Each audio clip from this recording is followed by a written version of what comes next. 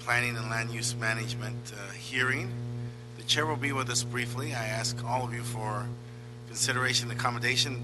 The first thing I want to say is that I'm not trying to be Malcolm X, but I've lost 3 pairs of glasses in the last 10 days, so this is my last pair of prescription glasses. So I was going to say these ones on your head, sir. Yeah. Oh, yeah. Thank you. So that's number one. We are going to commence with the consent agenda, and those items, that means all these items are going to pass. Items 15, item 8, item 9, item 11, item 13, and item 14. Again, let me be very clear. These are the consent items. That means they're going to pass. I know many of you have come a long way to speak and you have strong positions. But if you're in favor of those motions, I would ask you, as we used to say in Sacramento, do you want a speech or do you want to pass your bill, right? And so those are the items are 15, 8, 9, 11, 13, and 14. All on consent. Anybody who was going to speak want to not speak now after I went through that? Yes, sir. Councilman, on item 9, which is Mr. Englander's motion, that directive has been amended, and it's a referral to building and safety. And with that, I've got a couple points I just wanted to make on it when you're ready, Mr. Chair. I'm ready, sir. Go ahead. Okay, so on item 9, I support the amendment, and I'd like to ask Building and Safety to very carefully evaluate it. I think it's critically important, and this really has to do with the ICCES, is our evaluation service that we use for building materials. From looking at this and some of my research, I also wanted to let them know that we are looking at best practices in building materials and what they're doing both in the California, the state architect, which is the responsible organization that oversees the construction and building materials of schools, which are to the highest standard. In looking at also best practices, City of San Diego, Long Beach, San Francisco, Santa Monica, Glendale, Oakland, all of our neighboring cities. In looking at all their best practices, they're actually able to use certified code requirements that are all allowed with other agencies and testing materials, from architectural testing, Underwriters Laboratories, which is UL, and the leader in electrical work that we all know. A lot of these laboratories, by the way, back in the day, I think when we first started this antiquated process, we in the city of LA test all of the materials and have our own list that have to go through an approval process for building. It's one of the reasons construction costs are the highest in LA versus any other city. And as an example, if you've got a contractor that's doing a major project, either for the city or for a homeowner or for a business, and they have, say, 3 or 4 other projects at the same time, and they want to go out and buy in bulk, and they're doing a project in Glendale and Santa Monica, and they're building a school, they can't buy the same material in bulk for LA. They have to buy that separately because it has to be approved separately. So it just costs and drives the cost up and the time. And so what we're looking at is this is an antiquated, old system that we should be on par and competitive and friendly as all the other cities are. Materials in this world have changed dramatically. I mean, virtually anything you can go off the shelf into a Home Depot or a Lowe's, for example, has been tested by laboratories. They have, they've gone through extensive research and testing. And so I think it's time to adopt similar standards and practices as all other cities do. And I'd like DBS to come back in 60 days with that full, the full analysis and report.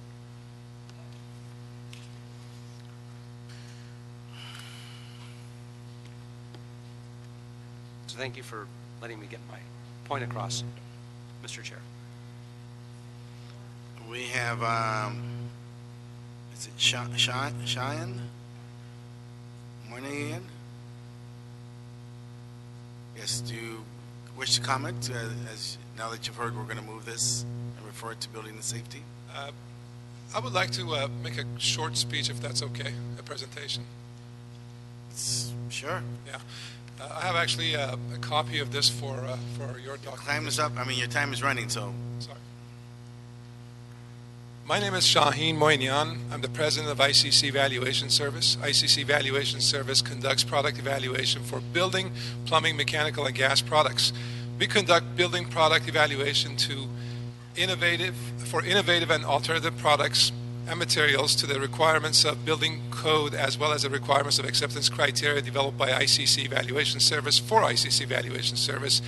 ICCES is in support of the current requirements of the City of Los Angeles with regard to alternative materials, devices, methods of construction.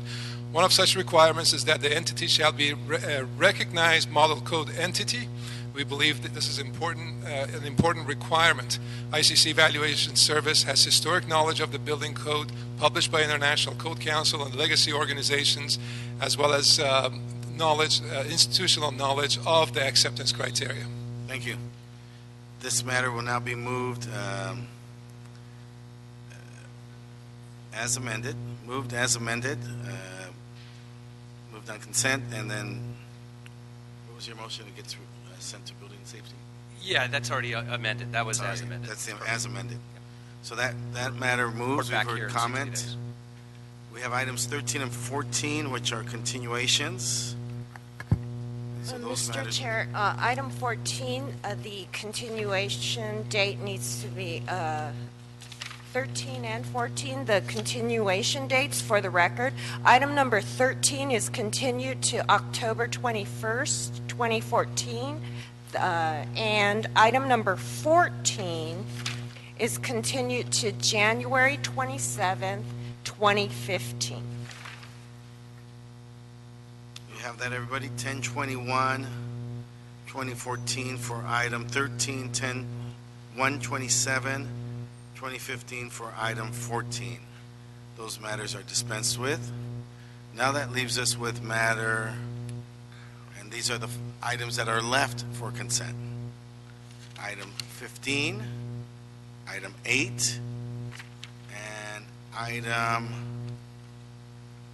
11. All ready to go on consent. I will call you to see if you want to speak, but if you're in favor of the motion, you know that you are Mr. Chair, before we do that, I do want to give a special privilege to our Councilmember Koretz, who needs to run to another meeting on item, but he did want to speak on item number 1. If we could allow him to come up and address us on item number 1. And I know Mr. Labange is here as well. I don't know, you wanted to speak on that item as well, Mr. Labange? You could do it now, or... I would ask that we give Mr. Koretz at least 30 seconds on the clock and at least a minute for Mr. Labange.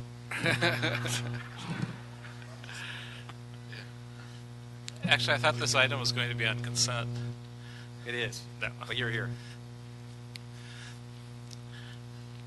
Well, good afternoon, Mr. Chair and members. I first want to thank you and the Planning Department for addressing these issues and moving to stem the tide of out-of-scale development in our single-family neighborhoods. As you know, this is important to me and my district in particular, although out-of-scale development is an issue affecting many communities across the city. With the onslaught of giant homes being placed on modest-sized lots, tremendous pressure has been created to address the inadequacies of the baseline mansionization ordinance. This prompted me to submit a detailed motion that addressed the shortcomings and suggested the areas that needed to be changed. Before us today is the report back from the Department of City Planning and the possible mechanisms to deal with our shared concerns. I'd like to address the first step in the department's suggested 4-step process, which is the ICO for those neighborhoods currently awaiting RFAs and HPOZs. I view the Planning Department report back as a positive first step, as I've witnessed the pace of teardowns and McMansions exploding in my district. Allowing for an ICO will give all of us the needed time to bring these badly needed planning tools online.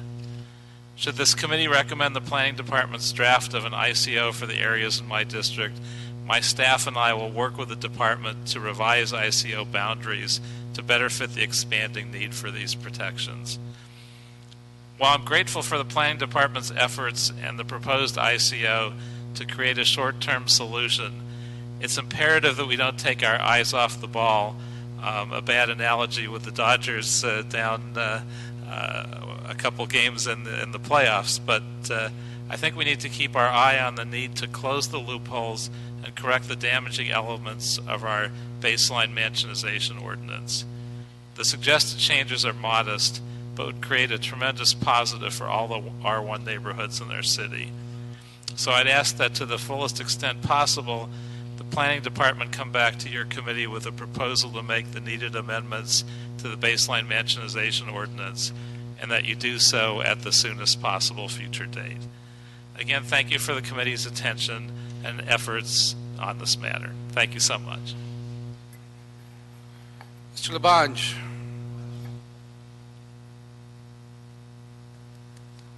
Mr. Chairman and members of the Planning Committee, Mr. Chairman, you go over to Alvarado Terrace, right there where Powers Place is, and you see some of the great mansions of our city. And they all fit in character to the neighborhood. But since that time, mansions around the city have been overwhelming to us. There has to be a balance in it. I want you to get a hold of it, just like that old cowboy or that vaquero who was riding across the desert. Get those reins and pull them in, because we're hurting our neighborhoods. The city of Los Angeles is a city of great neighborhoods. Stand up if you live in a great neighborhood in Los Angeles. Stand up if you live in a great neighborhood. All these people feel threatened because there's a monster called change, and they want some protection. So all I'm asking you for is think deep, leaning against the pole, studying right now with his paperwork and a good smile. Alan Bell, a team member of planning, could help craft something for these ICOs, I believe. Is that correct, Mr. LeGrand? And we needed also, I asked Mr. Weezer to include Largemont Village and also the Miracle Mile East and West, which goes from Olympic South 8th Street over through San Vicente. Why? And I'm for jobs. I'm for big jobs. But also I'm for protected neighborhoods. I come from a neighborhood. Just, and it's all about neighborhoods. It really is. So you have the picture. Do you have any questions of me? And what can I do to help you, Mr. LeGrand, to get you the team of people and friends and neighbors here? We must help our planning department get staff, because what action they may take today may not be done tomorrow, and we need it tomorrow. So that's the key. Mr. Cedillo, may I dismiss myself? Thank you very much. See you later. Thank you.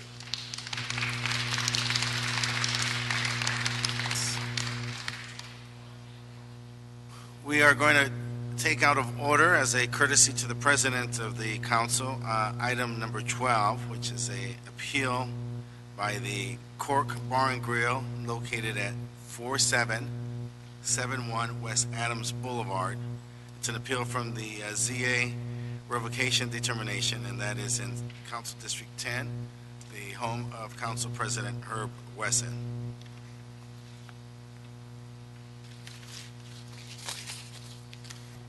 Good afternoon. I'm Lynn Wyatt, Chief Zoning Administrator representing the Planning Department.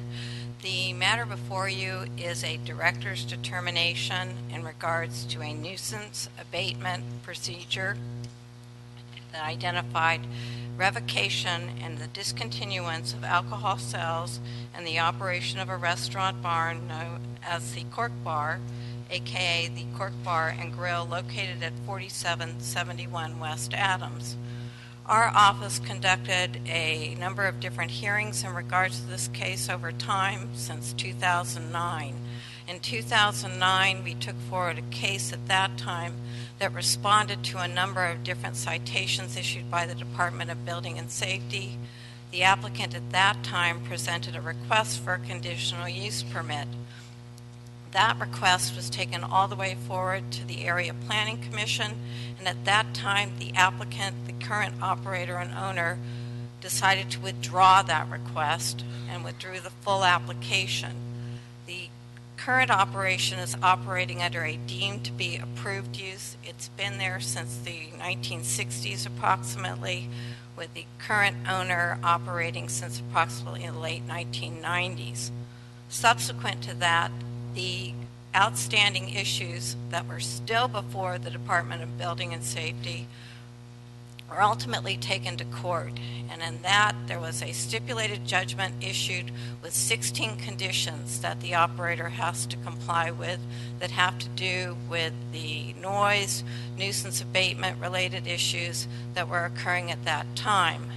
In 2012, the City Office of Zoning Administration, as delegated by the director, took forward a nuisance abatement action that ultimately went to the council on appeal, and corrective conditions were imposed at that time on the operator to a total of approximately 33 additional corrective conditions.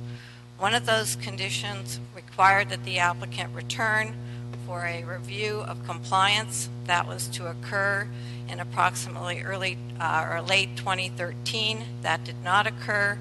The department moved forward in 2014 to bring the applicant forward under the immediate case before you. The zoning administrator conducted a hearing in early 2014. The evidence provided in that file recounts additional issues of noncompliance beyond and above those that were already cited against this applicant. They continue to operate out of compliance with these conditions to this day. The Los Angeles Police Department has been out on a number of occasions in recent weeks to do additional review of the site and is here today to provide testimony. And at this time, the department still stands for the current recommendation to move forward to discontinue both the alcohol use at the site and the full operation of the existing restaurant and bar. The administrative record has myriad examples, including testimony from area residents, constituents, and others involved, as well as LAPD, the city attorney, in regards to this full disregard to the conditions that currently are imposed on that site. And so I'm available if you have any specific questions. We do have the LAPD here available also to answer questions and provide additional testimony, and you may wish to hear them first. Thank you. Can we hear from the LAPD?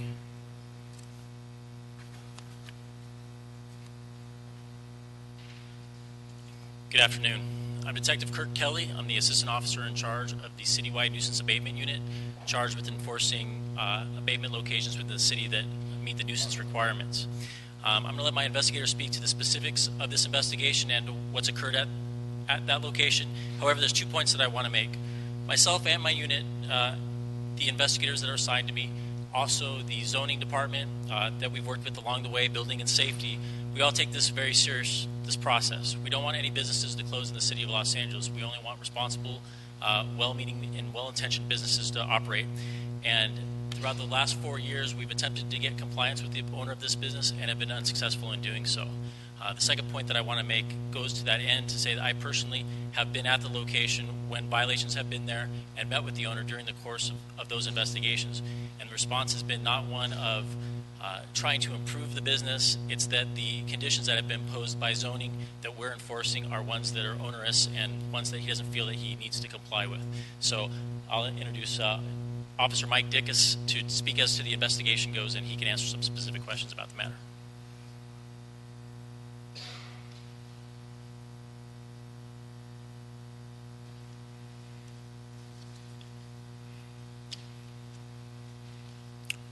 Good afternoon, Honorable Council members. I'm Officer Mike Dickus. I work LAPD Detective Support and Vice Division. I'm currently handling nuisance abatement cases in South Los Angeles and have been doing so for the last 10 years. I'm not going to reiterate much of what the zoning administrator had set forth in this case. I know you guys have the package to review, but I would like to explain some of the investigations and some of the meetings that I have had since the zoning administrator's case on February 18th of 2014 this year. To back it up, we did an upfront investigation January 24th of this year at approximately 2300 hours. We conducted an upfront investigation at this location wearing raid jackets and clearly marked as police officers. As we approached the location, the one lone security guard that was at the door locked the location and did not allow us entrance into this business. We were at the business for approximately 5 minutes before the manager came to the door and allowed us to come in and conduct the conditional use permit inspection, as well as inspecting the injunction and the ABC conditions. During that situation, all the security guards that were supposedly at the location had fled, and there was no way to verify security. I bring this up merely to say how irresponsible the operator has been and exactly how this business is run. After the hearing in February of this year, I received a call from the council office and met with the deputy, chief deputy of Herb Wesson's office at his request. At that point, these individuals, I had to bring this case file with me to show that there was numerous violations and how this operation was being conducted. They concurred at the time that they would not support the applicant in this case. On June 6th of this year, I conducted video surveillance of this location. I have a copy of it for you as well as for the applicant to review. I've also provided some photos of that evening that you guys can review at this point, showing some of the.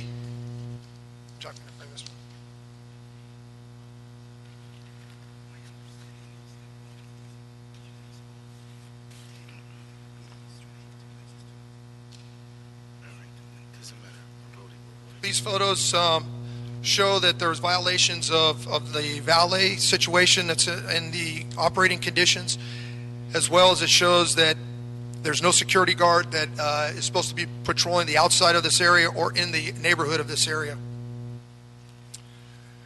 On July 21st of this year, I met with the new representative of the Cork Bar, Larry Earl. We went over the security plan and operating conditions in detail, as I had many times before with the applicant and his previous administration and representation. Although the security plan appeared legit on paper as presented by Larry Earl, it had not been adhered to physically during our inspections. During the most recent upfront inspection, which was on September 26th of this year, which was basically 11 days ago, in that the applicant was in violation of nearly all the conditions in which we set forth regarding security guard. There was only 3 security guards on duty at that time when there should have been 4. Very specific with the metal and wand detector not being used, no patrol log available. In regards to the valet attendants specifically stated that they do park the vehicles on Palm Grove, which has been the continual problem here. They also had stated that they are not currently licensed, so that means that they have individuals that are parking these vehicles that are not licensed. In closing, I'd like to say that the above is basically a clear and blatant disregard of the operating conditions set forth by each regulatory agency.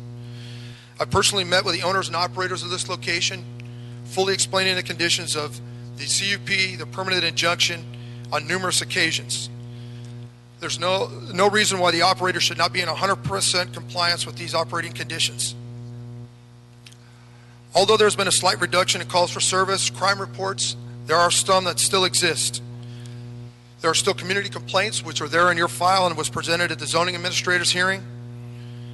And those are issues with noise, parking, loitering groups, and as well the applicant's blatant disregard for the imposed conditions.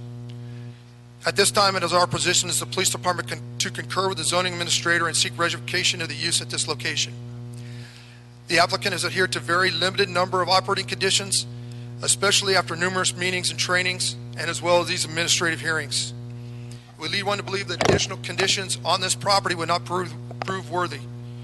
Had the owner followed the implemented city attorney injunction back in 2011, there's a good chance we would have never been at this point, draining numerous police resources and city hours. One thing I would like to make reference to, and also in my closing, was reviewing the master appeal that was presented to the zoning administrator during the zoning administrator's hearing back in February, but this is dated August 8th of this year. On the very second page, which is you gentlemen will have this appeal, the second paragraph, last line clearly states, and this is from the applicant and his representatives, the Cork is already mostly in compliance with the requirement listed in these revocation use. The zoning conditions have been in place since October of 2012, and as of August of 2014, they're mostly in compliance in their own words. The second to last paragraph clearly states Mr. Daugherty, who is the new manager at the location, is confident that the court will soon be in full compliance with every issue stated in the revocation use. Once again, in their own words, stating that they are out of compliance. That's the end of my testimony, and I'll Thank you. be available for questions if you need me. Thank you. Thank you.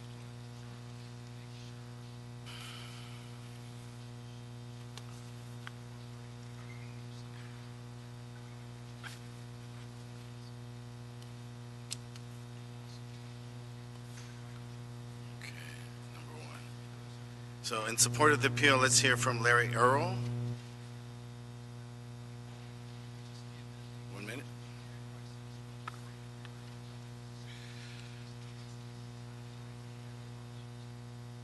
Yes, 30 seconds is good.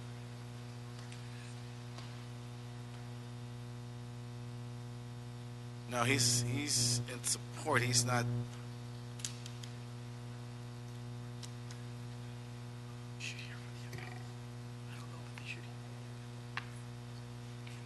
Oh, this is the applicant. I'm sorry. Go ahead, sir. 5 total.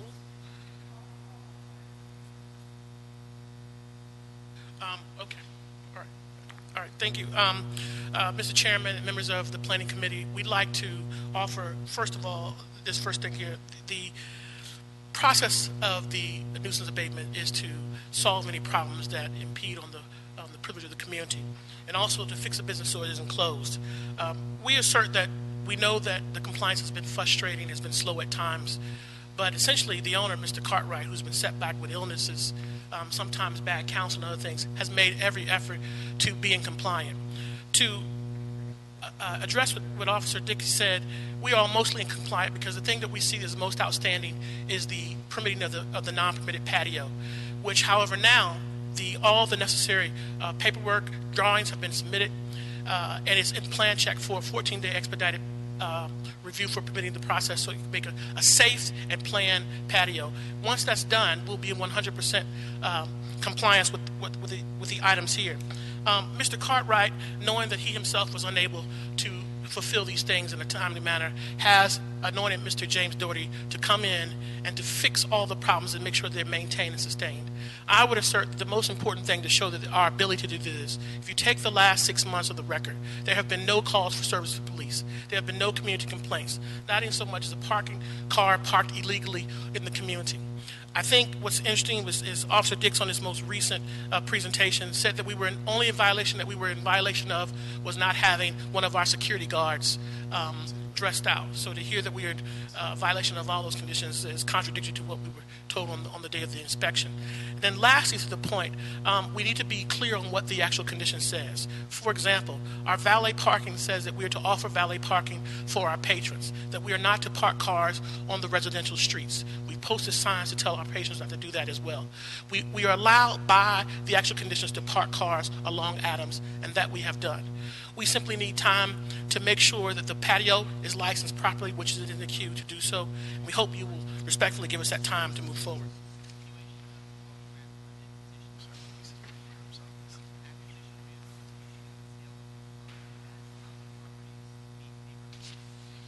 Good afternoon. Michael Anderson on behalf of the appellant. And as you are well aware, the goal of abatement process is to mitigate the nuisance activity to a reasonable level of compliance. Abatement enforcement is designed to be corrective and intended not to be punitive. Revoking the use of the facility and the property would be punitive. The owner has significant losses and has lost well in excess of $1 million as a result in the change of the hours to attempt to comply. He is taking this obviously very serious. We're here. We have a lot of support. We have a lot of people. If you could stand up for in support of the court, please. We have a lot of people here from the community support. We have community support. And he has made significant issues, And the issue of compliance and some of the difficulty is he had poor representation, both legal, consulting, as well as architectural to get the permit. However, that has changed. He has a new legal group. He has a new consultant. He's hired a manager to deal with the specific issue of compliance, as well as the fact that the submittal on the permit issue as it pertains to the patio has been submitted. We anticipate that will be expedited and will be resolved within 7 to 10 days. When we say significantly compliant, we say 97% compliant. Once the patio is resolved and that permit issue is resolved, he will be 100% compliant. We have provided a package to each one of you that will show the compliance, show the efforts made by the owner. And as was pointed out, there have been no calls for service for the last 6 months. We would go even further. Because of the surrounding areas, we don't believe some of those calls for service even apply to the Cork. There have been no ticketing for blocked driveways, which goes to show that the parking plan is working, the valet is working, the security plan is working because there have been no calls for service, and there have been no calls to the complaint hotline. The owner is committed to comply with the city conditions and to continue to run a safe, and I say safe because that is primary concern to this owner. And if any of you guys have ever been at the Cork, it is a safe atmosphere, as well as an asset and a successful business for the city of Los Angeles. The owner runs 3. Thank you. We have, there are a range of other supportive speakers. My understanding is that they are prepared to waive their comments. Please note as I call you by name, James Dougherty. You're going to waive your comment, sir? Is that correct? Antonio Bonin, you're waiving, sir? Eva Aubrey, you're waiving. Thank you, my dear. Will Gowdy, thank you. Thank you for being with us today. Jerry Chambers, thank you for being with us, sir. And Michael Anderson, also just spoken. Thank you. So let's hear from the council member's office. Andrew Westall, please.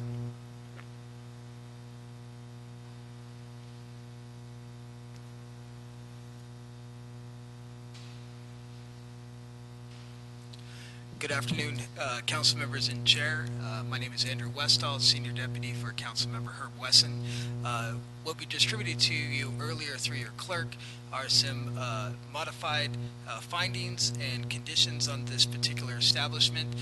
As been described by the applicant and others, it is our belief that the applicant has been in clear compliance over the last 8 months of their operation.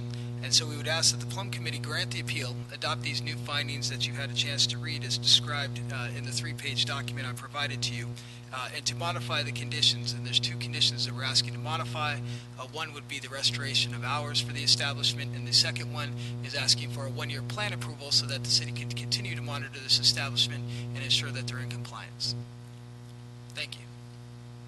Mr. President. Mr. Chair. Any more public speakers? No. As requested by the council member of the district, we will deny the appeal and approve the conditions. I think, Councilman, I think you mean grant the appeal. Grant the appeal. Grant the appeal. And do we could approve the conditions here now? Is that appropriate? Approve the conditions as presented to us today. Modifications submitted by Mr. Westall. Yes. Just for clarity, it's granting the appeal as well as approving the modifications to the conditions and to the findings, correct? Yes. Yes. And Mr. Westall read the 2 modified conditions into the record.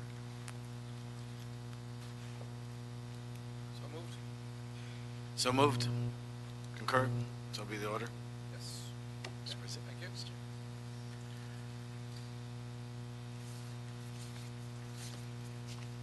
Where does that leave us next? Councilman, you began listening to item 1, which was the planning department response to the issue of out-of-scale homes in the city. Items 1 through 7 are addressed by that city planning department report, and items 2 through 7 are different neighborhoods in the city.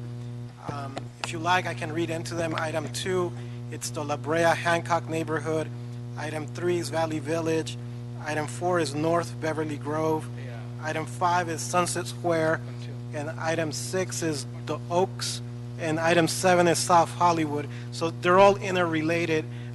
You may want to take them all together if that's what you desire. Yes, why don't we take them all together and have staff come up and do the presentation, please.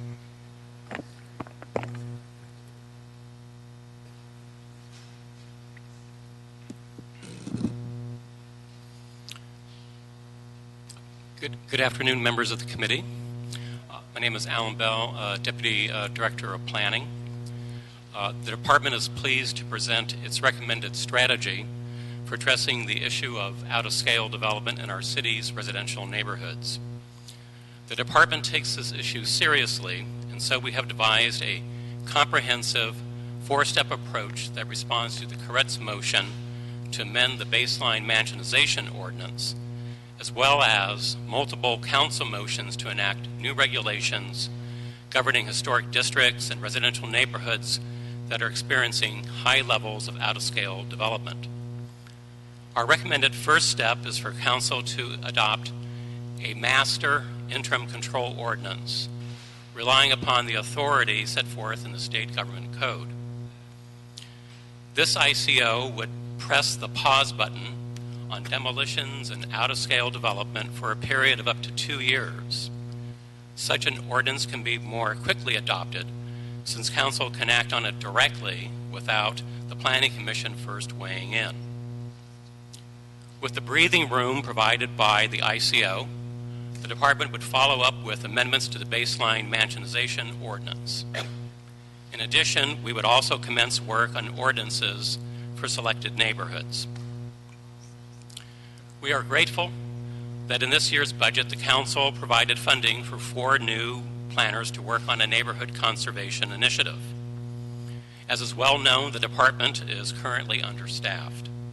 In this year's budget, we are authorized for 206 planners. 86 of those positions, 67 of those positions, including the 4 neighborhood conservation planners, are currently vacant. That's a 33% vacancy rate, or 1 out of every 3 positions in the department set aside for planners. The good news is we have made excellent progress in rebuilding the department in the aftermath of 2010's early retirement program, which resulted in a staffing reduction of 1/3. The city's Managed Hiring Committee recently approved our fiscal year 2014-15 comprehensive managed hiring plan, and this Friday, the Personnel Department will release the Civil Service Examination Bulletin for entry-level planners. Once the exam process is completed, we can then start the hiring process. Next up, we're going to have 2 presentations from staff. Tom Rothman will present on the Master ICO and the baseline mansionization amendments, followed by Ken Bernstein, who will present on the Neighborhood Conservation Initiative.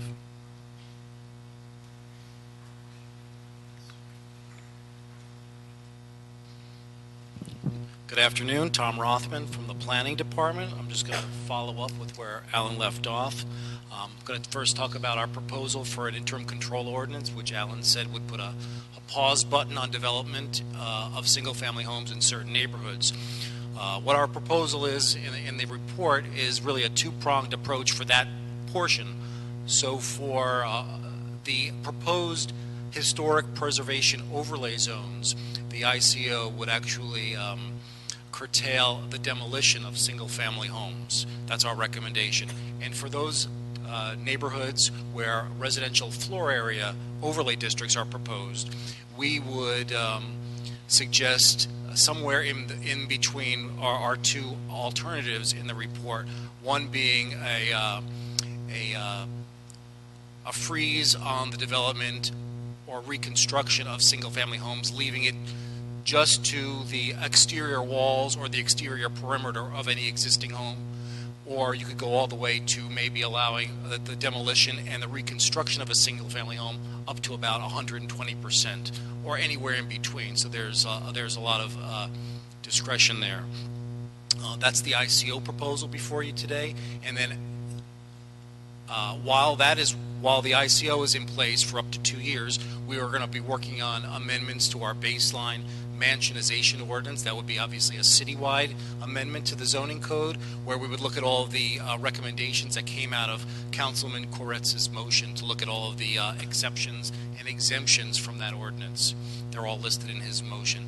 And then thirdly, what we'd like to do is in response to the actual recommendations for residential floor area overlay districts, we are fortunate enough to be part of the RECODE team, is the Planning Department's comprehensive evaluation of our zoning code. So we are going to reprioritize or move up in the program of RECODE to really look at how we can best zone for our single-family neighborhoods. So we are currently looking at the neighborhoods that are in the proposal, and hopefully we'll come up with some really helpful zones so that instead of creating new residential floor area districts and in terms other overlays, we would propose to actually rezone these neighborhoods to new, more contextual types of zoning.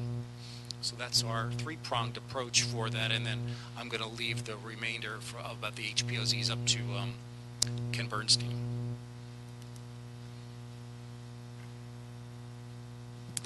Yes, good afternoon. Ken Bernstein with the Department of City Planning and the Department's Office of Historic Resources. I'll just briefly add to what Alan Bell and Tom Rothman had already outlined.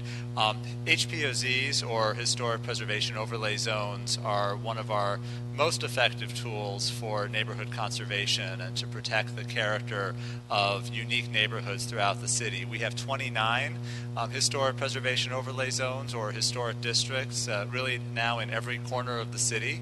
And we have a large number of additional council requests and community requests for additional HPOZs that, unfortunately, due to the staffing vacancies that Alan Bell described, that 1/3 vacancy throughout our planning series in the department, we've not had the staffing to be able to accommodate in recent years as these demands for neighborhood protection have increased. We very much wanted to respond, but have not been able to move forward. So we do appreciate the neighborhood conservation staffing that was provided in the current budget, and we look forward to being able to move forward with several of these HPOZs as we add staffing in the coming months.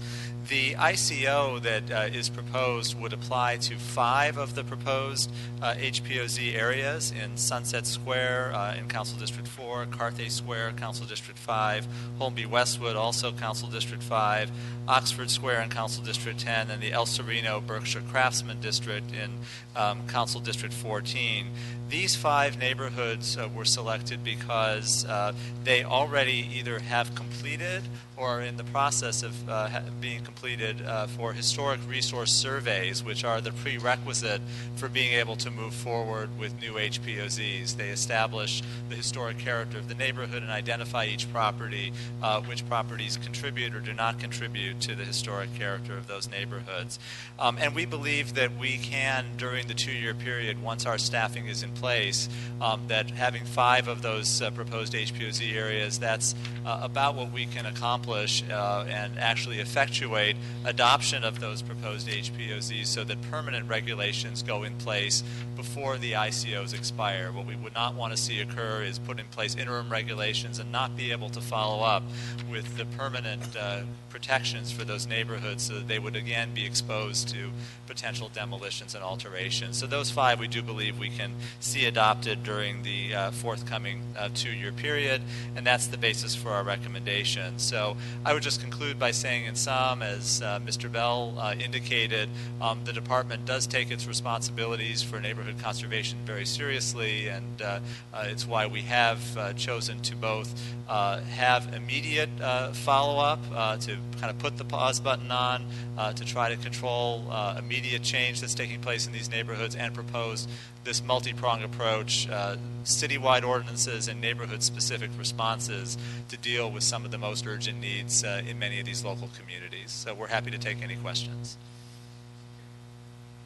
Well, thank you very much, and we'll go to public comment now, but let me state up front that I think it's the intent of this committee to move forward with the neighborhood conservation plan and to move forward the other items 2 through 7.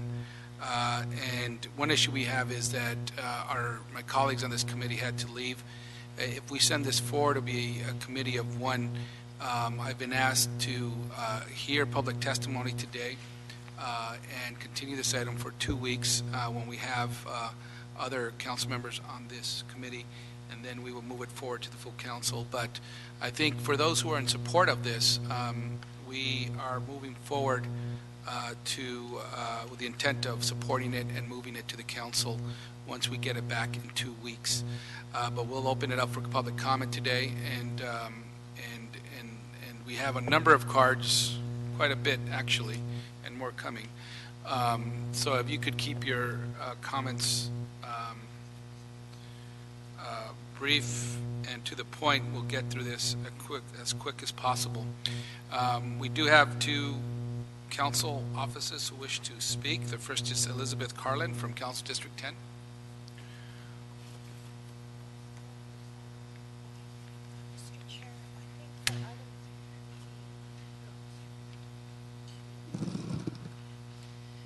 Good afternoon, Mr. Chairman. Elizabeth Carlin from Council President Wesson's office.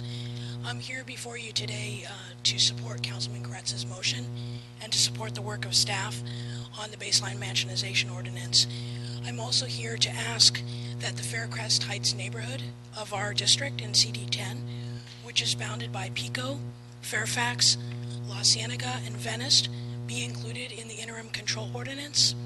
The neighborhood has been in conversation with our office since this issue has come to the forefront, specifically in CDs 4 and 5, and we have been in conversation with our neighborhoods as well. Our Pico Neighborhood Council has submitted a community impact statement supporting the overhaul of the BMO, and Council President Wesson supports the overhaul of the BMO as well. So I ask respectfully for this area to be added. Thank you.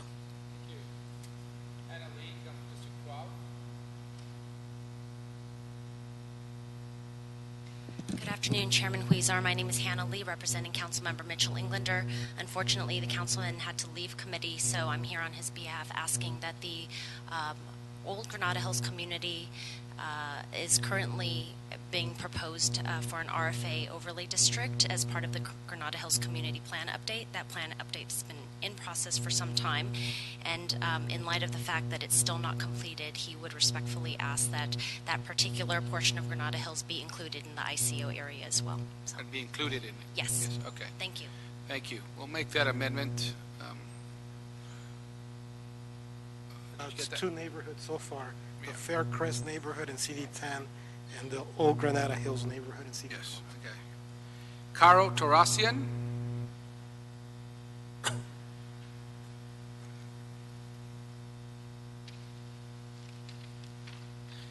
Good afternoon, Chairman. Caro Torasian, Planning Director for Councilmember Paul Kokorian. Thank you very much for bringing up this important item, and thanks to staff for having worked on this report and having the foresight to solve some of these issues before they become more of a burden in our communities. In our district, we have the Studio City RFA that we've had for about 2 years now. It's worked in making the new developments more consistent with the existing communities and more like them. Valley Village community, which is just north of Studio City, has been requesting an RFA similar to the Studio City RFA, and we are asking that the boundaries for the Studio City RFA be expanded to incorporate Valley Village, and that's in this report. To do so, but we do feel that it's important to have an ICO in the short term to resolve these issues for the 2 years that it may take to get these RFAs going. What we would like the ICO for our community for Valley Village to be is not to allow any new building permits or any single-family homes or major remodels unless the plan complies with the limitations in ordinance number 182048, also known as the Studio City RFA. Thank you. Thank you. We'll take that into account. Tricia Keene, CD 11.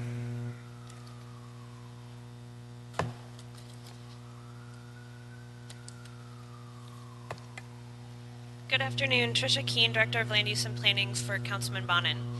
I'm here in support of the motion and to support planning's recommended approach to the issue. We definitely want to see this move forward.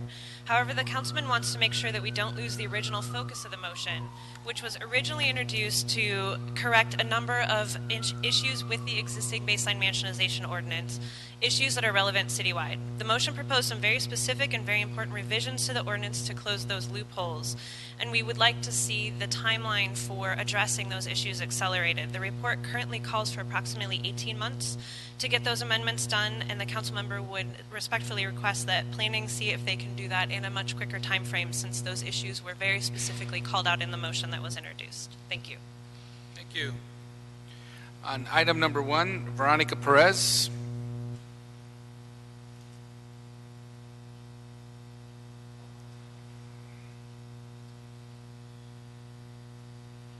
Good afternoon, Councilman. I'm Veronica Perez, representing the Building Industry Association, Los Angeles Ventura Chapter. We share your goal of protecting the integrity of Los Angeles' single-family home neighborhoods. However, we are concerned about the unintended impacts that may result from an ICO, which is viewed as a very harsh land use action because it suspends the rights of owners to use their property. Adopting an ICO could place hundreds of pending home sales in a tailspin of uncertainty. Home sellers and realtors have not had the opportunity to analyze the proposed boundaries and restrictions in order to responsibly disclose this information to their prospective home buyers.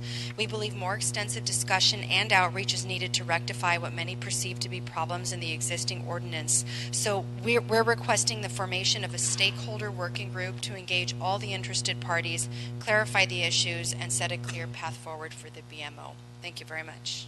Thank you. Peter Merlin, and then Michael Conway.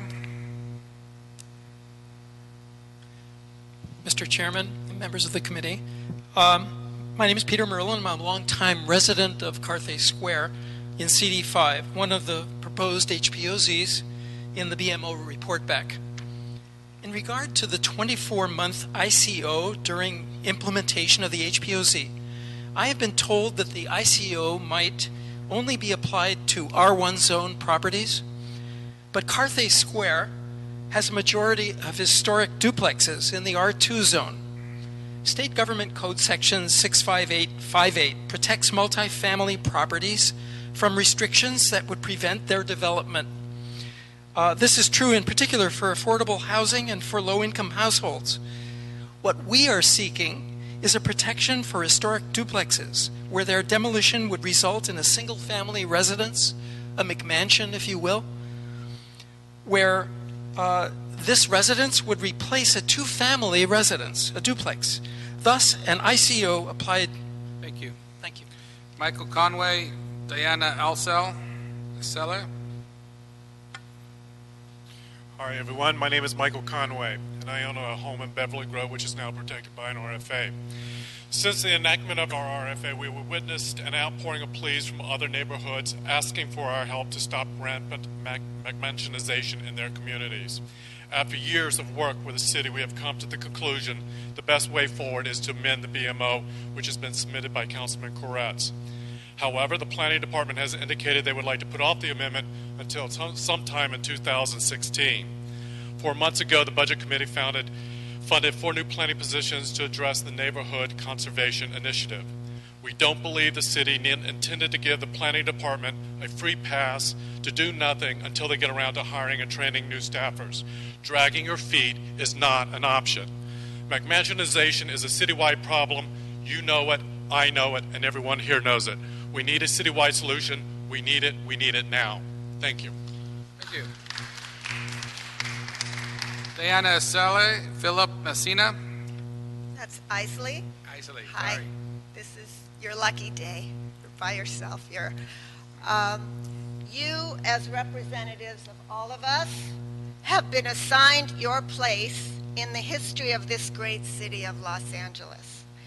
You have the ability in your hands to preserve the quality of life in Los Angeles for so many of us.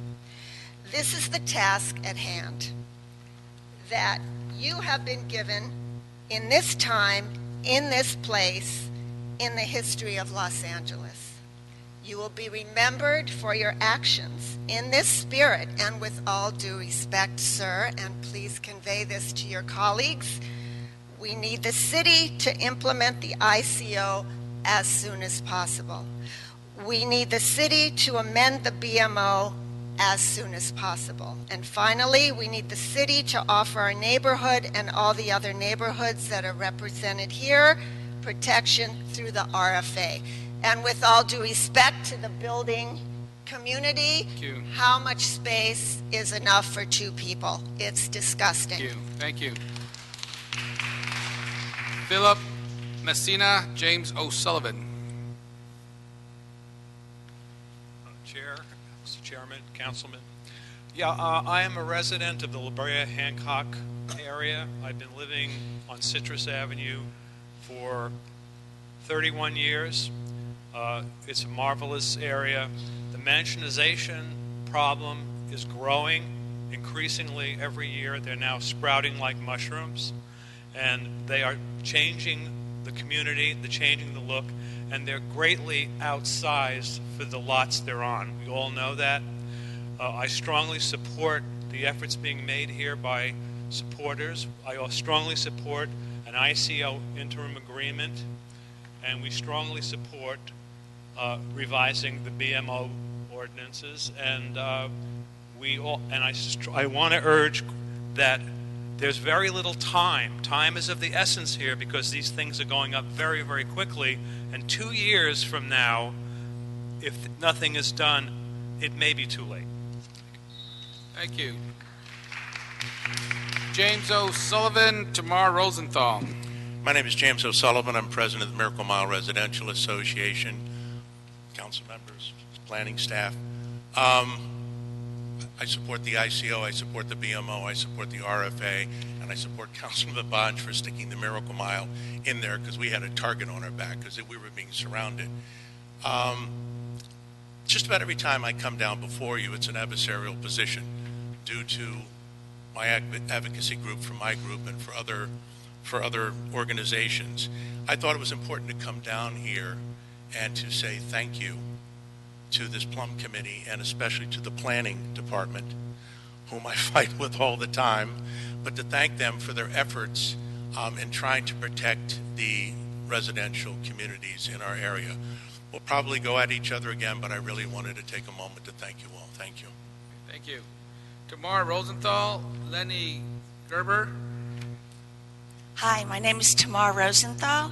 I am chair of the Arroyo Seco Neighborhood Council Planning and Land Use Committee, and we are not one of the areas that are designated as to have an immediate freeze, and I can just tell you that the things that come before us are plenteous right now. I mean, I have packets up to here that we need to address, and the mansions that are being built in the Mount Washington area and all of Arroyo Seco area are just, it's crazy. It's really, we can't wait 18 months. I understand that the planning department is impacted, but I just want to reiterate what others have said, that 18 months might be too long. They're just sprouting like weeds. So thank you. Great, thank you. Lenny Gerber, Ken Hixson. Hello, yes, I've been a resident owner in Carthay Square neighborhood for about 35 years, and I'm speaking in support of item number 1, the City Planning Department report, and in particular about the Carthay Square HBOZ, which we've been working on in the community with many hours of volunteer for about 10 years. In the last 2 years, we've been incredibly frustrated and disappointed because of understaffing that the whole thing's been put on hold. So we urge you to adopt this and to move it forward as fast as possible because we've been waiting a long time for our HBOZ. Thank you. Thank you. Ken Hixson, Don Hunt. Hello, I'm Ken Hixson. I'm Vice President of the Miracle Mile Residential Association. All these people here today are playing a desperate game of beat the clock. Hence, it's imperative that the BMO be reformed as quickly as humanly possible. I'd also recommend, in terms of the ICO, for areas like ours with pending RFA applications, that the option for prohibiting any demolition be the option. Stop it now. Thank you. Thank you. Don Hunt, Shelley Wagers. I'm Don Hunt, the president of the South Hollywood Neighborhood Association. For the last few years, I've been watching developers wastefully destroying great homes to create larger homes and maximize their profits while destroying the integrity of our historic neighborhoods. It's time to close the loopholes and enact a mansionization law that fulfills its promises. But I also think that the planning department is not going to be able to do that fast enough, and I think the interim ordinance to stop construction until they are able to enact this is critical, because homes are being destroyed as we speak and neighborhoods are being harmed. I ask that you pass the motion. Thank you. Thank you. Shelley Wagers, Clark Carlton. Thank you. Shelley Wagers, Beverly Grove. When your committee first heard Councilmember Koritz's motion to amend the BMO in July, supporters came from a half-dozen different council districts. So far, more than 60 homeowners associations and 4 neighborhood councils have declared support for the motion. Just in the next month, well over a dozen more neighborhood councils plan to take up the issue.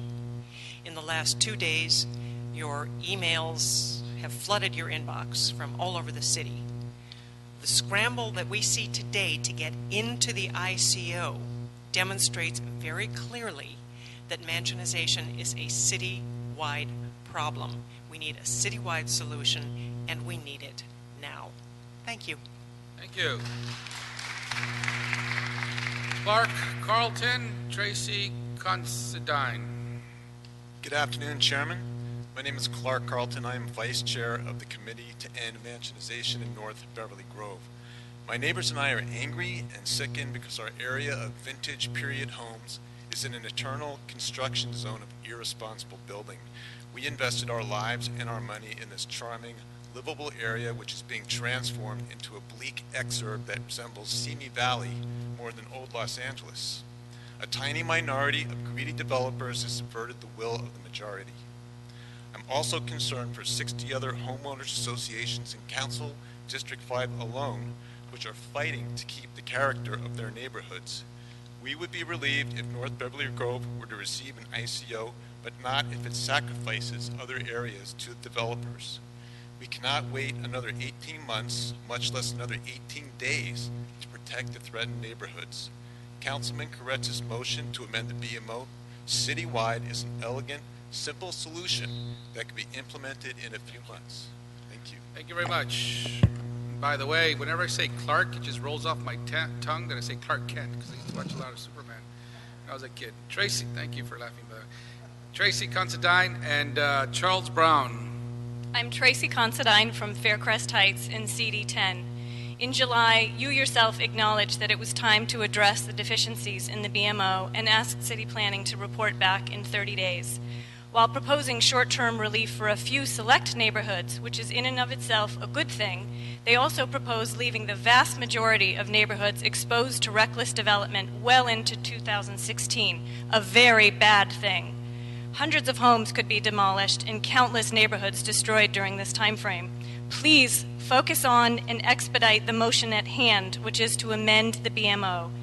Mansionization is a citywide problem. We need a citywide solution now. The council file shows community impact statements and hundreds of emails from stakeholders. Listen to your constituents who want relief from this destructive trend and want it now. Thank you. Thank you. Charles Brown, Diana Plotkin. Charles Brown, Councilman. Would like to speak in favor of the basic mansionization ordinance. Everything that I would say has already been said. What I could say on my block, I live on Mansfield between 3rd and Wilshire. There have already been 6 houses replaced. There are 2 more that are under construction. The neighborhood is severely impacted. We've been there 28 years. The neighborhood's changing very rapidly in a way that is not pleasant. And the whole city's being affected. The ICO needs to be implemented to stop the development that's happening very, very rapidly. And you guys need to act. Thank you. Diana Plotkin, Amy Aquino.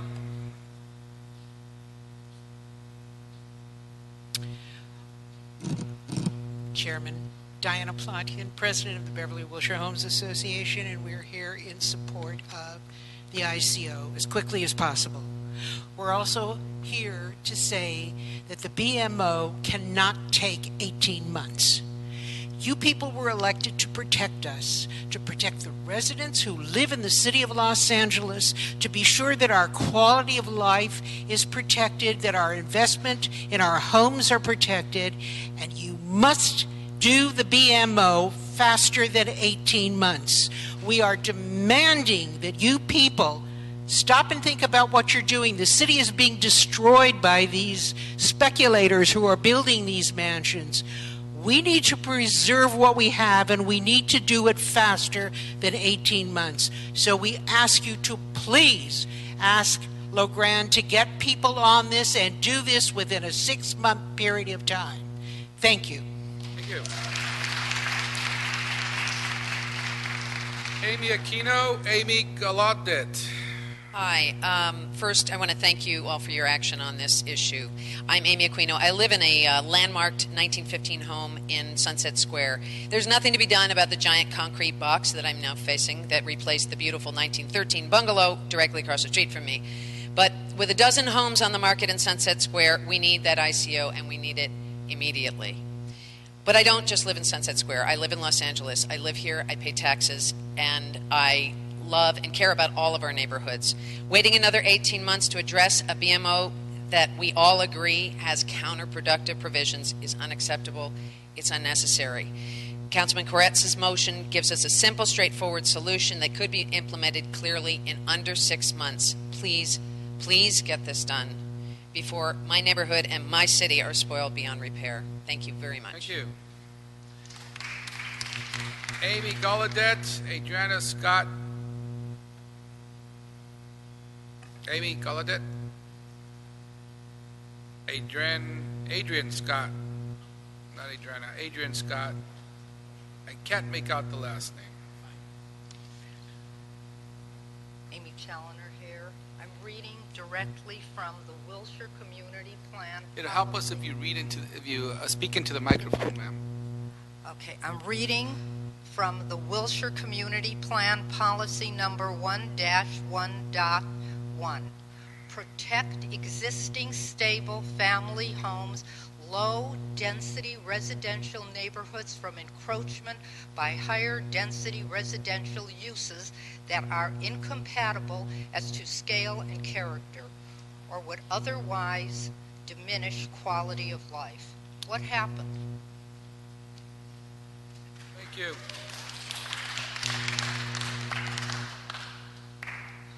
Good afternoon, Chairman. Adrian Scott Fine with the Los Angeles Conservancy. I'm here to offer our full support for the ICO, the BMO amendments, and to help long-waiting neighborhoods seeking HPOZ status. What we are seeing in action is just how fragile community character is in Los Angeles and how easily it can be damaged and destroyed by inappropriate and out-of-scale new developments. While there is no one-size-fits-all approach or solution, we need better and more tools to address this issue. That at the heart of it all, it's about losing neighborhood livability.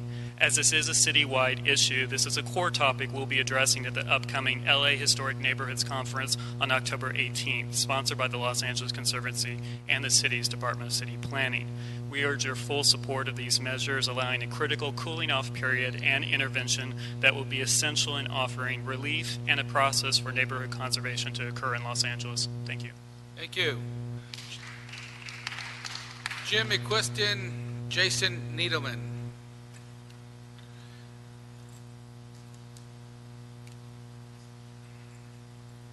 Jim McQuiston, you have my statements. I expected to speak on three different things, but the basic thing is this.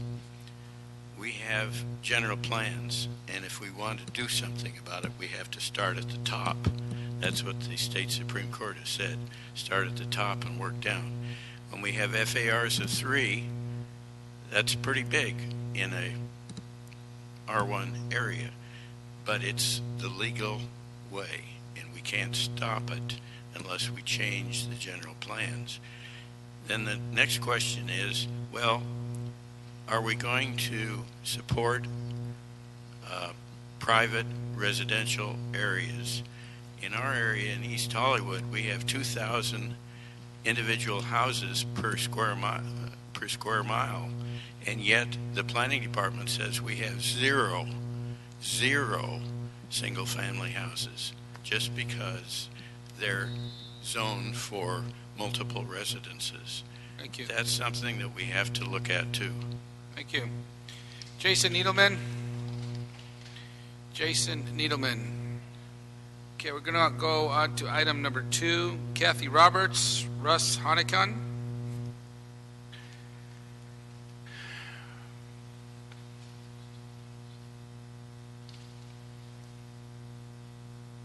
Hi, Kathy Roberts with La Brea Hancock neighborhood. Thank you for having us here today. Thank you to staff and the planning department. The mayor has initiated the Great Streets program. Great Streets happen within the context of great neighborhoods. Our great neighborhoods are being destroyed. Hancock La Brea is under siege. I know that sounds dramatic, but it is dramatic. If you live in a normal-sized house and you have a concrete monstrosity built next to you that blocks all your sun and light, you feel like you're under siege. If it's on both sides of your house, you're definitely under siege. You feel surrounded by concrete. That's like being in prison. Please do something now. Thank you. Thank you. Russ Honikan, Robert Esel. Hi, my name is Russ Honikan. I'm a 13-year resident of Hancock La Brea, and I have a little bit different opinion on the whole thing. I think the proposed RFA sounds reasonable, capping house size at half the lot size. However, I find the proposed ICO to be far too restrictive. With its current language limiting homes to 120% of their existing size, that would put an end to almost any remodeling, which is not fair to any homeowner. I also feel it would hurt property values as much, if not more, than the building of the large houses. Potential buyers would be scared off knowing that they couldn't change their new homes. I don't understand why the language in the ICO is so inconsistent with the ultimate goal of the RFA. I don't know why we're meeting on a so-called temporary language that I've been told is included. Unfortunately, I have to say I'm against the ICO that we're currently discussing. In its state, it is not well thought out, and we would do more harm than good. Thank you. Thank you. Robert Esel, Diana Esel.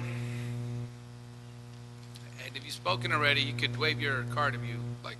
No, the thing is, I was supposed to speak to 1 and 2, and I was never called for number 1. Yeah, I just saw your card when it was under item 2 along with item 2. So yeah. Can I do both? You have 2 minutes. Yeah. Okay, I'm Robert Isley of La Brea Hancock Homeowners Association. My wife and I raised our kids in this neighborhood of historic homes only to see it ravaged in a few years by mansionization.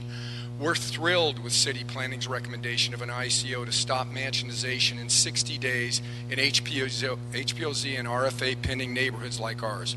We hope the ICO protects present homeowners' ability to remodel, like my friend who just spoke, but we fully support, and so do all the neighbors that I know, except for Russ, the ordinance as the quickest way to save La Brea Hancock and stop mansionization for the moment so that we can get the baseline mansionization amendment in. It's so important to protect the rest of LA from the scourge of mansions. Otherwise, much of our city will become a soulless upper-class ghetto of 19-foot ceilings and astronomical energy bills. Therefore, we urge you to enact the BMO amendment quickly. 18 months is too long.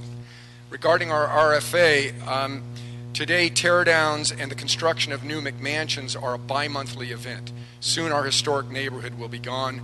Since we have specific needs, the need for driveways and detached garages, among others, we petitioned for an RFA and got overwhelming neighborhood support. Today, we urge you to move our RFA forward. We're aware that new planners are being hired and will be in place by first quarter 2015. We hope our RFA will be on their desks and that it's enacted well before the proposed ICO expires. Thank you very much. Thank you. Diana Isel? Philip Messina? Brad Jewett? Brad Jewett?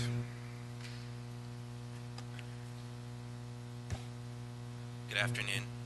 My name is Brad Jewett. I'm the Vice President of the La Brea Hancock Park Homeowners Association. I want to thank the committee for its consideration of the BMO, the RFA, and the ICO. There's not much to say that hasn't already been said, so I don't want to waste a lot of time. I will just say, in the last 30 days, we've lost 3 houses. We only have 300, so that's 1%. We lost 1% in 30 days. We don't have time to wait. We need the BMO and we need the ICO as soon as possible. Thank you. Thank you. James O'Sullivan? Ken Hixson? Hello again, I'm Ken Hixson, Vice President of the Miracle Mile Residential Association. We fully support our neighbors of Brea Hancock. What's happened to them is what we are scared to death will happen to us. They cannot have relief quick enough. Thank you. Thank you. Fred Pohl?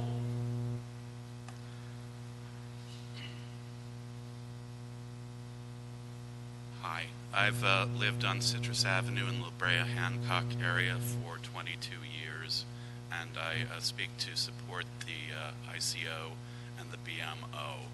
Just last week, early in the morning, we heard heavy equipment on our street, and we were sure that another house was biting the dust. The feeling is oppressive, and we need your help. Luckily, it was just a remodel, but time is of the essence. The character of our neighborhood is changing month by month. Thank you. Great, thank you. Charles Brown? Barbara Savage?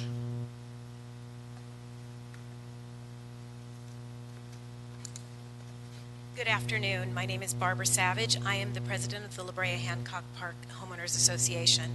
I've lived in Los Angeles for 28 years. Literally, from the day I got off the plane from Scotland, I became a cheerleader, literally and figuratively, for the city of Los Angeles. The city planning department has handed you the ball. I would like to see you make a touchdown, because it's the results that matter, not how you play the game. Thank you.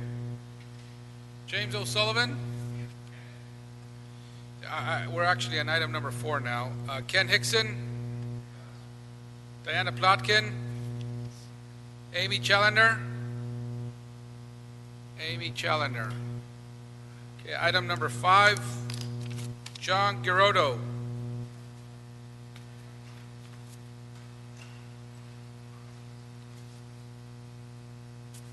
Good afternoon. I'm speaking today on behalf of the Board of Directors and membership of Hollywood Heritage, which for 3 decades has advocated for the preservation and protection of historic resources, resulting in the rehabilitation of significant landmarks and historic districts. ICOs and RFAs are necessary to keep the character of our historic neighborhoods, but the proposed timetable is too long. In the field of preservation, neighborhoods could very possibly lose their eligibility with the number of homes demolished and altered. Immediate implementation of ICOs and RFAs is critical. HPOZ designations must move forward. Thank you. Thank you.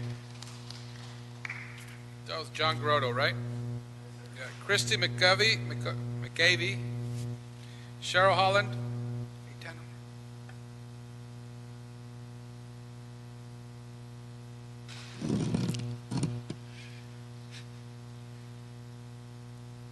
Councilman, my name is Christy McAvoy. I'm also representing the Board of Directors of Hollywood Heritage today. Last summer, we worked with the Sunset Square homeowners to finish up their survey of historic houses in their neighborhood. As John spoke, in the 30 years that Hollywood Heritage has been doing this kind of work with neighborhoods, we have lost several neighborhoods before they could get to HPOZ status. Hollywood Heritage absolutely supports the HPOZ status of the neighborhoods that are listed, and we know that there are others that are waiting, so we urge you to act very quickly about this. We know that there's at least one bulldozer right now in Sunset Square, and as the percentage of contributors goes down, so does their status to comply. Thank you. Thank you. Cheryl Holland. Hi, good afternoon. My name is Cheryl Holland. I'm the president of Sunset Square Neighborhood Organization, and I'm thrilled to be part of the pending HPOZ process, one of the 5. Thank you, Planning Department. I am very concerned about this bulldozer right now that's on one of our streets. I mean, I think the only thing that's stopping it from raising the house is the gas hookups or something like that they're trying to undo right now. I don't know what to do about that. I mean, I don't know how to stop that. I don't know if there's any process to stop that before this this ICO gets put into place, and I'm very concerned about that. We've lost 4 houses already that I know of. We have another 5 in the pipeline that might go down. That we have 240 something homes in our area, and we're 75% contributing right now. But what's going to happen if we lose another 10 homes? So I just urge as fast as possible. I don't know if there's some kind of relief we can receive in the interim, but that's what I'm looking for right now. Thank you. Thank you. Tamara Bergman, Malina Patel.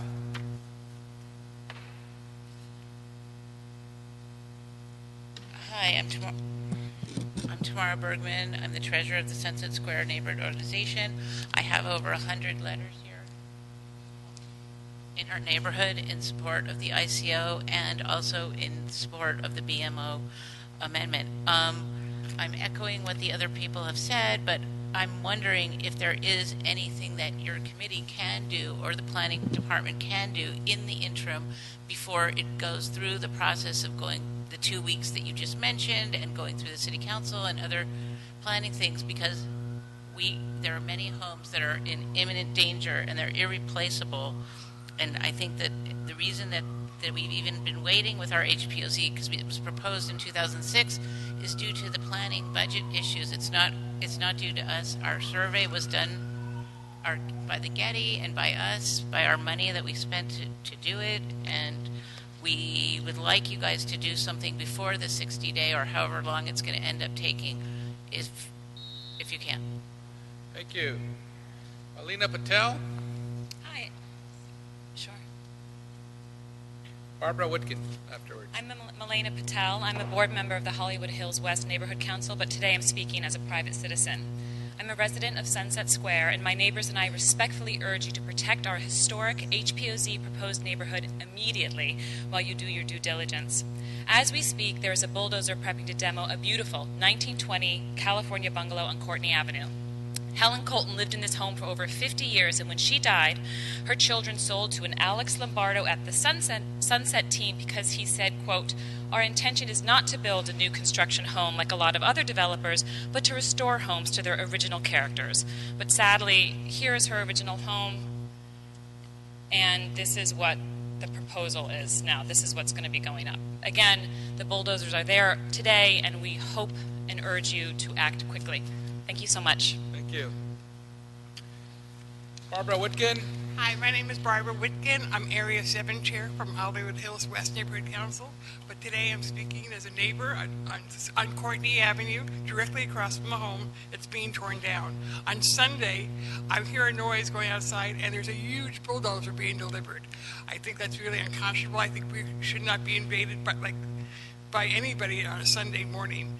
Secondly, we are losing our homes. My home was built by Norma Shear in 1921.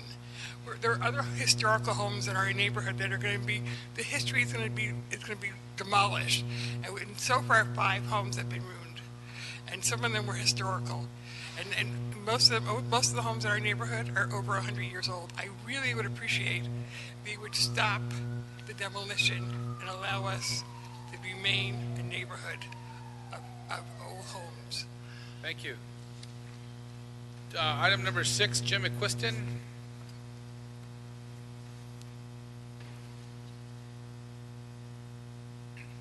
Jim, a question. You have my statement on this. This is right below our property. And, you know, in the Hollywood plan, the property is protected there. That's a specific thing that I put in there. And I have had to protect those properties, and this committee has said, nuts to the plan, we want to do something else. We do have to stop that. I also have to say, you know, my good friends have come in the council and spoken before this committee. The Attorney General has said, no, don't do that. Wait for the council.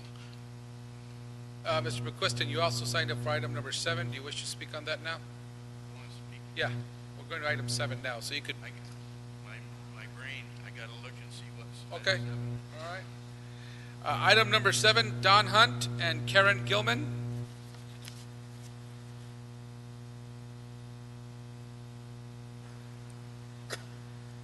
My name is Don Hunt, and I'm the president of the South Hollywood Neighborhood Association. Our neighborhood has been struck with large McMansions and also small lot subdivisions, which have incredible density. Our neighbors distributed petitions that set forth proposal overlay restrictions, and 72% of our owner residents signed in favor. Copies were presented to our councilman and were forwarded to the planning department. Greater Wilshire Neighborhood Council passed a motion on December 13th, also supporting our efforts. This motion will allow us to move forward with the planning department and to put into effect an overlay that will support responsible development while preserving and protecting the 1920s neighborhood. We also need that ICO, but not just for our single-family homes, but also for the small multi-unit buildings that we have also in our neighborhood. Thank you. Karen Gilman.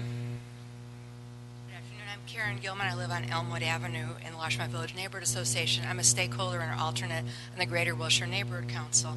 I'm here in support not only to thank you for amending the baseline mansionization ordinance as quickly as possible and to enact it, and to thank you in advance for doing so, but also here in support of the South Hollywood ICO and their overlay zone.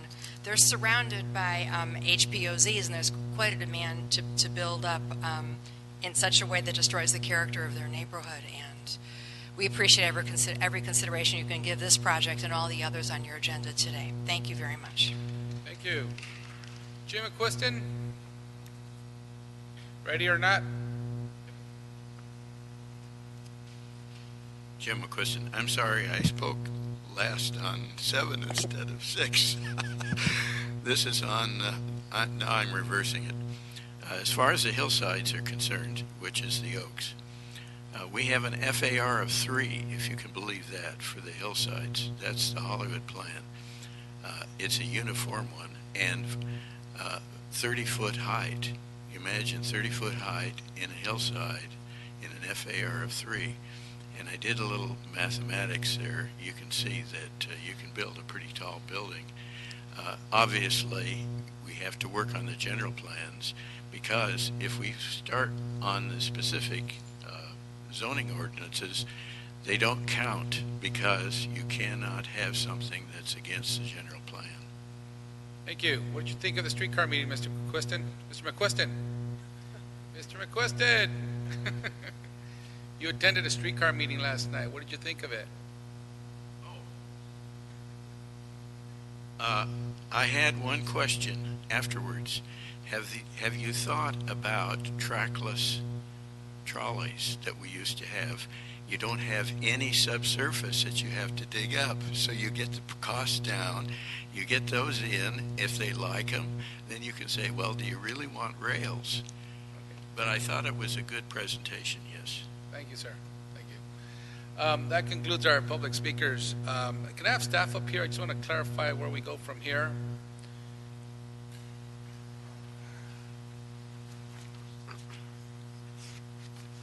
Okay, let me ask first, do we typically adopt an ICO before we do a RFA or a HPOZ district?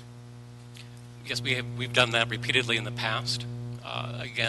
It's just buy us some time until we develop the more nuanced regulations. So it enables the council to say, we're going to give more thought to the permanent regulations, but in the meantime, we're going to stay demolitions and other kinds of out-of-scale development while we instruct the planning department to come back with regulations that would be of a permanent nature. And we have a government code section that allows us to go directly to council. So council can act on it directly without, typically ordinances will always have to go first to the planning commission. We can expedite it under this government code section. Council can act on it directly. That's why we identified the 60-day turnaround time. Act on the ICO or yes, the final? On the ICO. Okay. And is that possible to do in this instance, or are we doing it in this instance? That is what we propose to do, to rely upon that government code section, to go directly to council. We've been 60 days. Yes. Okay, so we have the ICO in 60 days. Yes, that's our estimate. We have to prepare the ordinance maps, work with the city attorney on the language of the regulations. If there are any nuances in terms of the different RFA areas and HPOZ areas, working with the different council offices if they want a variation on that. We would take that into consideration in crafting this master ICO. And the amendments to the BMO, how long? What is the timeline for that? Well, again, that's a longer timeline. We certainly hear the necessity to expedite it as quickly as possible. That is a realistic estimate, taking into account all the steps that the council has to take in order to adopt permanent regulations. We have to start with the City Planning Commission. Typically for permanent regulations, we allow a period of time for all the different stakeholders to comment on those regulations and to hear their perspectives before the Planning Commission would weigh in. We have to comply with the California Environmental Quality Act. That adds additional time. It has to go to the Planning Commission, then back to Plum, then to the City Attorney for formal drafting. Then it has to be signed by the mayor, and then typically once an ordinance is adopted, it takes 41 days for it to take effect, and that's under the charter. So with all those steps, that is our estimate of how long it would take to get this particular ordinance. And that, of course, presumes that we have dedicated staff resources to work on it. Thank you. And what about the timeline for the new RFAs and HPOZs? Again, we're looking at our intention is to propose a work program that can be accomplished within the 2 years that the ICO would be in effect. So we have proposed 10 neighborhoods, 5 HPOZs, and then 5 future RFA areas, including 1 hillside neighborhood. What we are trying to do to give us more firepower is because we have the consulting team on Recode LA, that they would help us draft up, in addition to the staff work, to draft up these new zones. So we think that that would help expedite the process. We can supplement the staff resources with the consulting team, and we intend to reprioritize and put farther up on terms of the time schedule the development of single-family zones that would be available not only for these RFA areas, but on a citywide basis as well. Well, thank you. Thank you very much. So the good news is that we're here. We're moving forward on all these and moving over with the overall policy as well as the different RFAs that were submitted. There were various motions submitted throughout the years on that. So we'll move on all of those. Again, is the intention of this committee to come back in 2 weeks. We will close public comment, public hearing, and we will move these items in 2 weeks to full council. So we'll have this back here in 2 weeks. And we'll add the 3 additional communities to the ICO. Yes, those 3 communities. There were Faircrest Neighborhood in CD 10, Old Granada Hills in CD 12, and Valley Village in CD 2. Yes, we'll add those. Thank you. All right. So that concludes these items. Are there any other items on the agenda? Yes. Next item, Councilman, is item 10, which is a city attorney proposed ordinance to regulate demolition in the city and a proposed fee. Okay. Good afternoon, Councilman. Monica Castillo with the City Attorney's Office. Before you today is an ordinance that would require notification to neighbors and the council office of the demolition of any structures that are over 45 years, and the notice should be given 30 days before a demolition permit is issued. Along with that, there is a $60 fee that goes with the permit to cover the administrative costs and enforcement costs. Thank you. Thank you. We have one public comment card. Adrian Scott.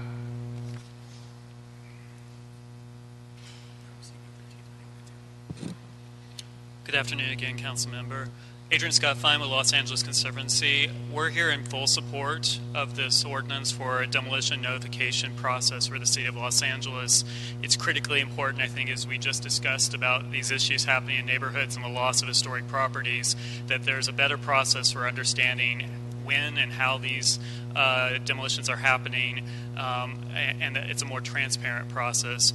We have been working with the council office, and we do have one suggestion for an amendment that we think would be critically important in strengthening this ordinance, and that is physical on-site posting of the proposed demolitions. So rather than just notifying adjacent property owners, there's actually a posting on the property. That's how people in neighborhoods tend to find out things are happening. They see it, they'll see a signage. That's how other cities have done this, and we think it would be an effective tool to strengthen this and make it a much more effective overall approach in terms of this type of notification. So we would strongly encourage that addition. Thank you. Thank you. Marie Rumsey, Council District 13. Marie Rumsey here on behalf of Councilmember O'Farrell. Thank you for taking this item up today. I know it's been a long committee meeting, and just here to voice our support for the City Attorney's ordinance and their recommendations, and we are also supportive of the Conservancy's suggestion and would take that as a friendly amendment to require on-site posting by the applicant. And we can work with the City Attorney probably for that amendment on the way to Council if this committee chooses to do so. Okay. Thank you. We'll take that up and add that amendment, and we'll move this forward to the full council as a report from the chair. I don't have my colleagues here. So you want to add something? Just to approve the city attorney ordinance, the one that was dated October the 1st, Councilman, Yes, 2014. the amendment. Yes. As proposed by CD 13. And that will be a report from the chair to the full council.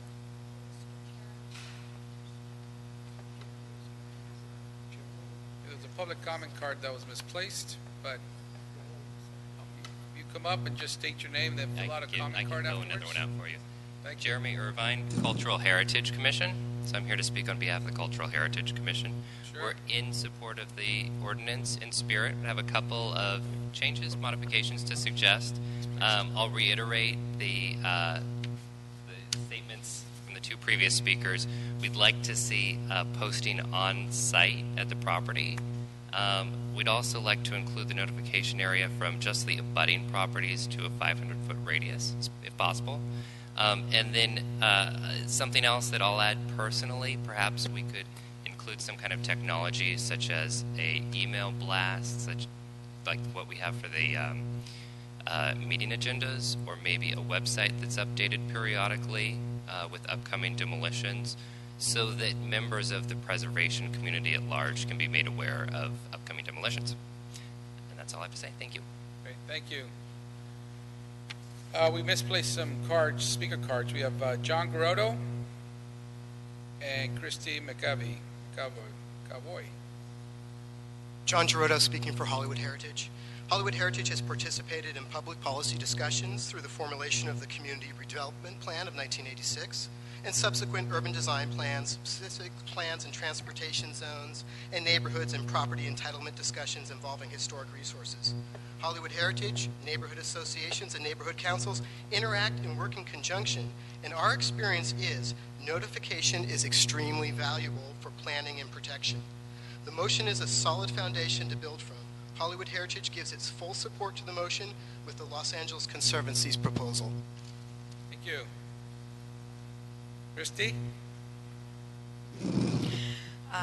Hollywood Heritage, as a part of the settlement agreement with the CRA, has the only working demolition notification process in the city, and we know that it works. We really commend our councilman for beginning to get to this citywide. We know that this process works to help avoid demolitions. So we are all in favor of Councilman O'Farrell's motion with the amendment that the Los Angeles Conservancy has requested. Thank you. And I too want to commend Councilmember O'Farrell, who urges to agendize this item as soon as possible. I just ask that somehow the federal government is exempt from notifying the city about any demolitions they do to any of our historical structures. We've lost a couple in my district. I don't know how we talk to the feds about that. But anyway, we'll move this item as a report from the chair and with the amendments. Anything else? Public comment. Okay, thank you. So we'll move that item. No public comments. This meeting is adjourned. Thank you.